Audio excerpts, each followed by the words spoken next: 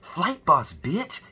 For sure. You're now listening to the Mind of an Terry's Moon. I am the Royal Archangel Uriel, and I'm here to carry out God duties and motherfucking responsibilities. And this video right here is going to be about why Jesus Christ was seen as gay.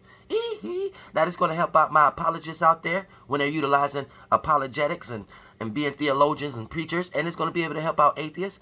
And it's also going to be able to help out anybody who's spiritual. And it's going to be able to help anybody who's just interpreting the Bible because they're interested into religion and things of that nature. So for the most part, this is going to help you understand that this is an allegory took from early times.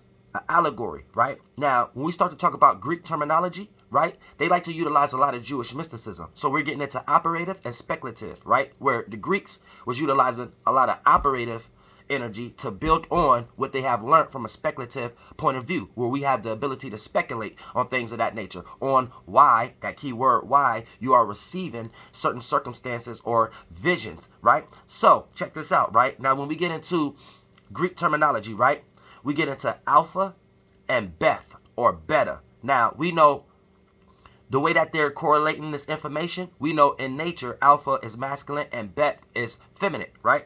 So the reason why they came to this conclusion, the space that they was in is looking at something that's external. So that's like a sun, a light, right?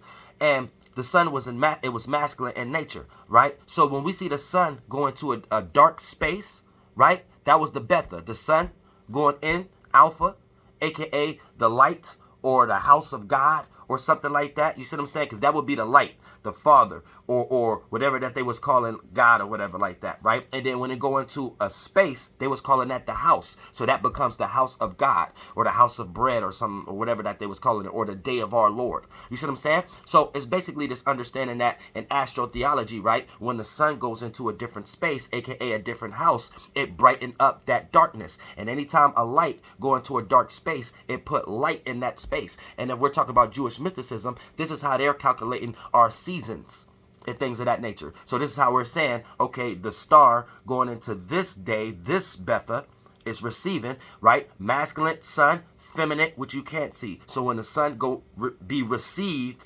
onto a feminine energy, it brightened up that day, and now we have a new day in some way, shape, or form. So it's getting into that kind of energy when we're starting to break down alpha and beta and where that concept comes from. Now, when we start to westernize things and utilize things for governmental tactics and utilize a religion to practice on witchcraft on people's minds who need mental crutches and things of that nature, here's when we start to get into utilizing the masculine energy for everything, because we know that in nature the masculine energy is correlated to Archangel Michael. I like to utilize that as far as Catholicism, but this is really coming up with left brain logic or reptilian energy to be able to logically separate from any lower animalistic desire. And lower animalistic desire gets derived from whatever feelings and emotions you are attached to that's cleaned onto the flesh, the external world, or the body that you don't want to let go in some way, shape, or form.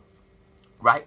And that could be people, places, and things. So this puts you into a circumstance where once we're starting to understand masculine going into masculine, right, all the allegories that's going to come from that is going to make you think that, hold on, how come every time Jesus dealing with his disciples is manifesting in situations like he's gay or something like that, where one disciple washing his feet, one disciple jealous and things of that nature. And here's the thing, right? It puts you into a circumstance where you think this is a history book and you think that this was an actual figure that actually had 12 disciples, where this is an allegory that was based on masculine going into 12 feminine spaces. And then once an individual took and masculinized, if that's even a word, that type of interpretation, now it becomes a masculine going into 12 other masculines. And anytime we have that Cain and Abel type of witchcraft, anytime you have two masculine thoughts, one have to cancel each other out. So it becomes an internal war, back to that Archangel Michael energy in some way, shape, or form. You see what I'm saying?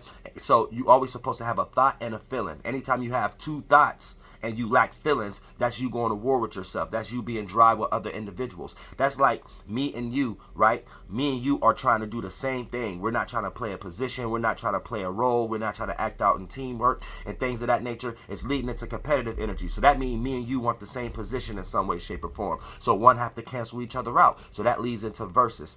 That leads into competition. That leads in may the best man win in some way, shape, or form. And then we fight for a position. So that's that Cain Cain and Abel type of witchcraft and ritual where we're supposed to be, and that only come from the Adam and Eve thought and feeling. Anytime you have sex with the specific Adam thought and then you utilize the specific Eve thought, Adam thought in totality is being weak mentally, right? And the Eve feeling in totality is being weak for the flesh and things of that nature. And the flesh is going to tell you all kind of things you think you need to do to support yourself in the external world. And the flesh is the tree, and your kundalini, your chakra within it, is the snake that's slithering in the tree. That's your chakra, your desires. It represents your fires, your internal fires. So that's your cross, your tree, that's your body.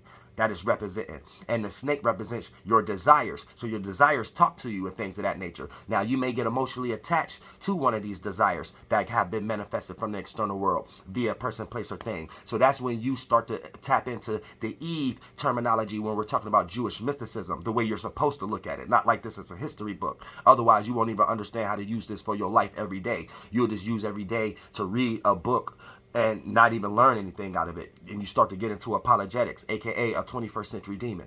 But like I said, right? And then they summon me to even know this shit. So you need to understand that. You need to sit your ass down somewhere and take 1,000 esoteric auditorium seats. Other than that, and that's based upon the internet. But like I said, once we start to talk about diving into that Eve emotion, right? That's you being emotionally attached to something that your snake, aka your desire, has to offer, because your snake is within your tree, aka your body, and your body is receiving or being influenced from the external world based upon you being in this third dimensional spectrum.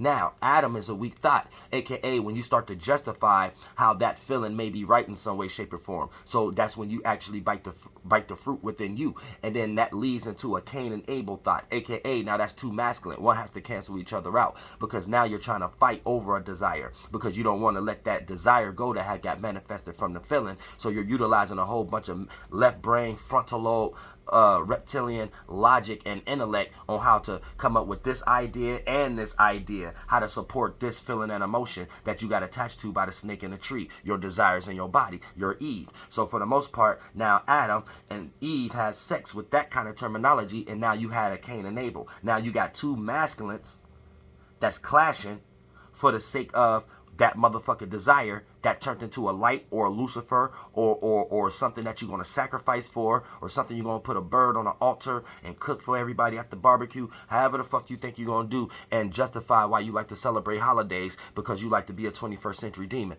This gets deep, but at the same time, you need to understand the wiring that they got your mind mixed up in, and you go out and get paid because you have debates for these things every day. So you have to be very careful that you know you're going to hell, and you don't have no business telling somebody else they're not going to hell. They're going to hell because they're not conforming to some Latin grammatic language based upon some Jewish person's thought.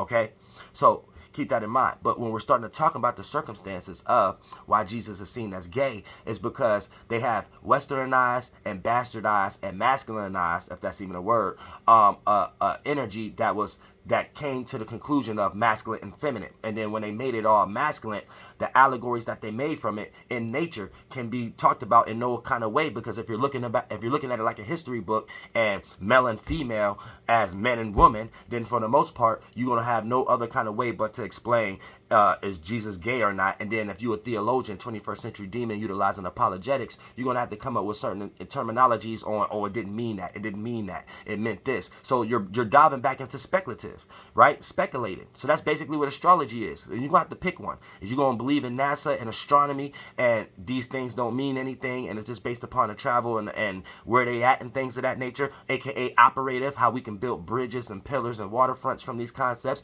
Or if you're going to understand that behind closed doors within the Vatican, they're actually practicing the motherfucker speculative aspect of it, because to know where these motherfuckers going, we have to know where these things came from. So if we're going to sit here and use astronomy to know that the sun goes this direction or that direction, which it ain't really that, it's us being on a body of water rotating to the left, so the sun appears to be going to the right. You wouldn't even know that if you're too lost. But like I said, right, in NASA or the Bible. But at the same time, like I said, right, Is you going to believe into they're sitting back somewhere understanding the astronomy? Yeah, we're moving this way and the sun moved that way and the stars move this way, but they're also understanding the speculative. To know where something going, we have to know where something come from. So we have greater lights and lesser lights, and this puts you into a perspective where, okay, we know astronomy wise is going this way and it's going that way, but why is doing that? And then that takes us into philosophy. And then if you're into religion in any kind of form, you can't even make your state or your claim without using some form of speculative energy or some form of philosophy. So for the most part, what are you doing when you're diving too far into these things as a history book? Keep that in mind.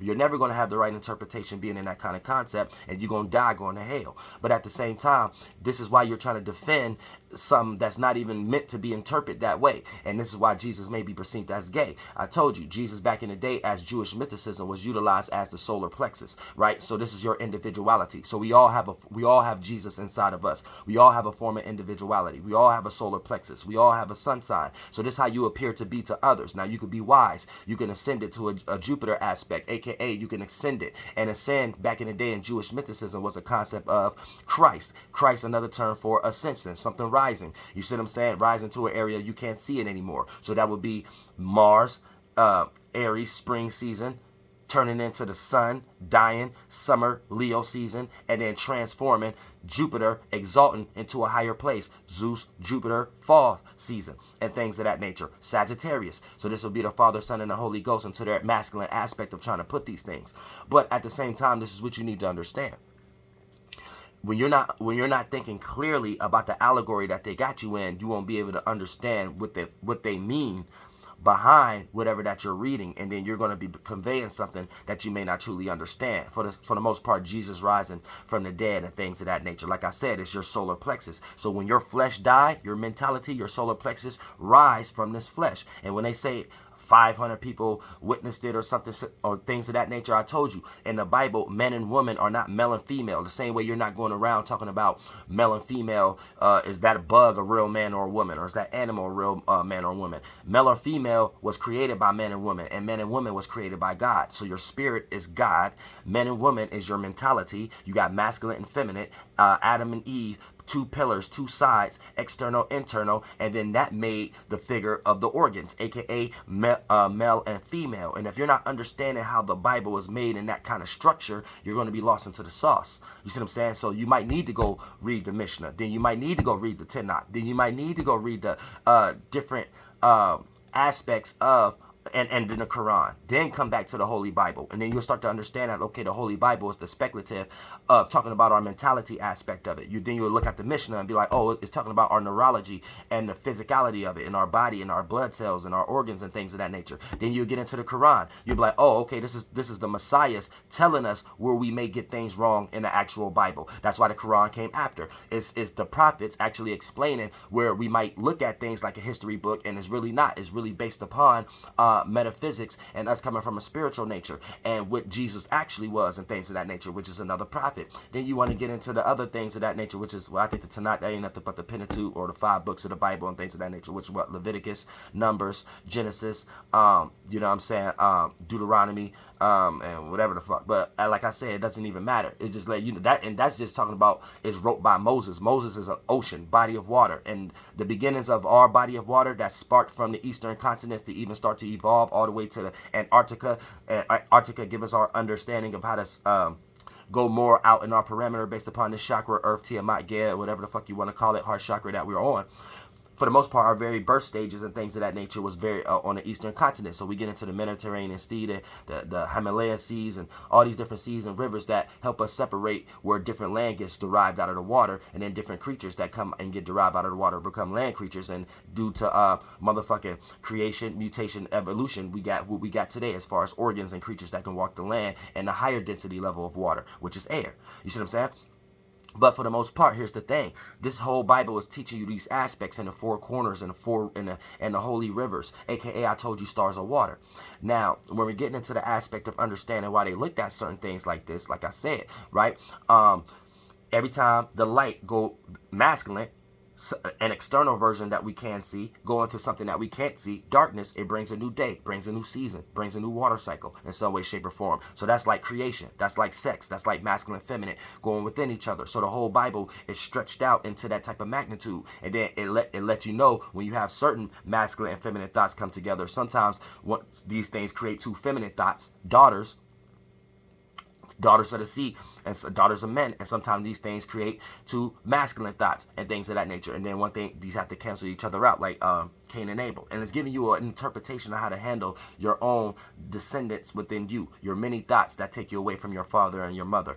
Your mother is your Lilith, your father is your original thought. So you have an original thought about something, that's your father. And then your original way of feeling about that support that thought, that's your Lilith. Now anytime you have developing thoughts and developing feelings that goes against that and redirect your path, those are descendants that have became Satan, because they are opposite to the original household and to the original house of your Lord and things of that nature. So you don't have a safe haven. You don't have a safe temple around you. You're not having self-protection. You know what I'm saying? You're not doing the right things that you're supposed to do as a spiritual individual to be able to convey yourself into this motherfucker astral travel that we're experiencing, being a human at the moment, a colorful man, aka colorful thoughts. As a spirit, you got caught in colorful thoughts, and these colorful thoughts have became condensed. Light mind condense in on itself, and once that light bend in on itself and keep regrouping over the spaces that it once was with more accumulation, then this develops into organs and bodies and water cycles and what we see as land and what we create as far as the world. And then for the most part, this takes us into a circumstance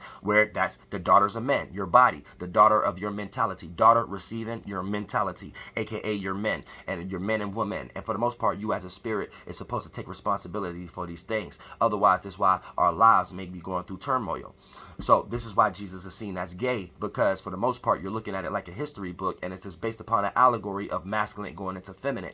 And then once they turned the feminine energies into men, aka the 12 disciples, which it was supposed to be the 12 Bethas, the 12 Betas, the 12 Beths, the 12 houses, right? And then for the most part, anytime Jesus every time Jesus is interacting with a different disciple, this is the son going through a different house, and this is the kind of mannerisms and the influences and the natures that we start to experience. So anytime that the son get into the 8th house, we experience things like motherfucking backstabbing. We experience things like seeing things behind closed doors. We see things. So this is a Vatican Catholicism allegory of their version of astrology. It's just different versions of astrology. You need to understand that. You know what I'm saying? If you not you look at astrology and try to compare it, and then you think you got a history book. No, you need to know this is their version of it. It's just different names, different titles for it. You see what I'm saying? So keep that in mind. And for the most part, and then even when Jesus rising from the flesh, you see what I'm saying? When your body die, Jesus is a representation for your individuality, your mind, and then your spirit is inside that. You know what I'm saying? So once that exalt, you could go to purgatory and things of that nature if you get lost in that mentality, and then that will help you better understand if you're utilizing apologetics on why they're conveying Jesus went to hell and Jesus brought the key to hell. Keys means knowledge, right? Knowledge out of a desire. So anytime you have an idea how to get out of a lower animalistic desire, as a spirit, you brought a key down there to your men and women and allow them to separate, so you could bound them for 1,000 years and unlock yourself from being bound down there, things of that nature with Abaddon. You know what I'm saying? AKA your lower animalistic natures. But for the most part, here's the thing. See, when they start to talk about Jesus rising and things of that nature, it rise from the flesh, and 500 individuals seeing, they're talking about star constellations, they're talking about tribes. So your other mentalities see your individuality rise and things of that nature. So you have witnesses. You see what I'm saying? And that's what it's actually trying to say. Otherwise, you're getting ready to take us into a 2,000-year-old argument, and you're going to die with that argument on your mind and go to hell. And the hell concept that you're thinking about is not what I'm talking about. Anytime you're lost into a desire and you die with all these regrets, you die feeling weak, you die feeling victimized, you die feeling like you wasn't great for something, you die giving all your spiritual power away. I don't care what a demon taught you that you were supposed to do that and this was the right thing to do. You have to change your mind, right? Based upon these words that they got you in, based upon spelling it out, and it spells. And then you get possessed by their feelings and meanings and gematria and numerology that they put behind it. So you think that this is the way the world is, where it's really just a group of other minds constructing the way they want the world to be. be. So you have to keep that in mind also. But you get into these things and then you will die in this state of being. So not only do you die and go to that state you was in, think about how you living right now. You is an internal hell. You feel like you have to get up and tell the word and preach the word and tell everybody else they're doing something wrong. And if someone don't agree with your words in terms, so you're lost into the world in some way, shape, or form, and you're putting up a fight that's not necessarily yours, wasn't made to be yours. So and then you're making your mind do things that it wasn't put here to do. So for the most part, you're putting yourself into a circumstance of turmoil and internal hell. So you're living out hell as a physical representation. And then for the most part, when you die, that's how you go to purgatory. So you're going to go through a lot of experiences once you die as a spirit being lost in your Jesus. Once it ascend and go to Christ, it's not going to go to a bigger realm. It's going to stay in this realm because when you die, all things that made your mind was things of this world. So for the most part, you're not even going to know you're dead. You're going to go through so many experiences until you go through a situation to realize you're no longer in a body. This is playing out too much like a dream. And then that's when you become naked again and need another Adam and Eve cloth, aka another form of realization or awareness, so you could get sucked back in another light and have a parent and be born back into another existence to play out a 3 or 6 or 9-dimensional form, which you probably ain't ready for if you're still lost in that book. Flight boss, bitch, and I love y'all from the bottom of my heart, and we're going to elevate from this world.